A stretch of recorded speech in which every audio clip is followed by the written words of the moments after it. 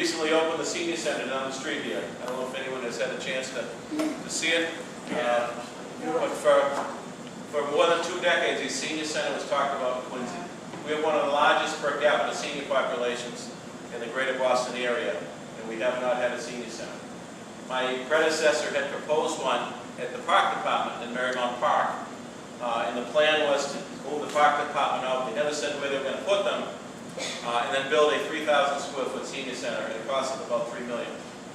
We took a building we owned, an old school building. We spent $1.3 million, and that building is absolutely in tip-top, beautiful shape now. 16,000 square feet, along with tremendous programming for the seniors of our city.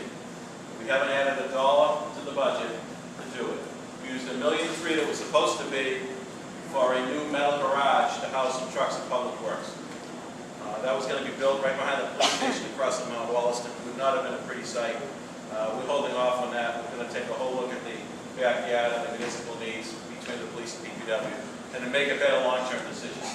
Budget-wise, no new dollars in it. We haven't added any staff to it. The city actually was paying rent in Quincy Center for years for the health department and other departments. We moved the health department in that building. We're no longer paying rent for the health department. What we would have paid in rent, now will go towards the heat and light of that building. So there's no new dollar needed to fund that senior center. Now down the road, should times get better, the city to decide to add some programming, that's a decision to be made later. But I'm quite proud of that project. We made it happen in a quick period of time to turn around. That was talked about for decades. Proud of the fountain on Hancock Street, the park project, Marymount Park. I'm sure many of you have seen it. If you haven't, go up and take a walk. Again, we used a lot of folks.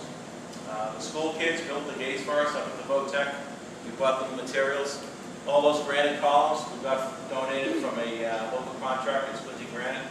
Staff mason built the columns. He actually cut the stones by hand during the winter months in the garage. The infrastructure of the fountain, all the underground, all the labor was donated by Paul Kennedy, lives in Squantum. He's a Boston plumbing and heating contractor. Great guy and a great citizen. The fountain itself, the Quincy Partnership, which is a lot of folks that care about the city, raised $100,000 to pay for the fountain. So it wasn't a big, glamorous, expensive budget process.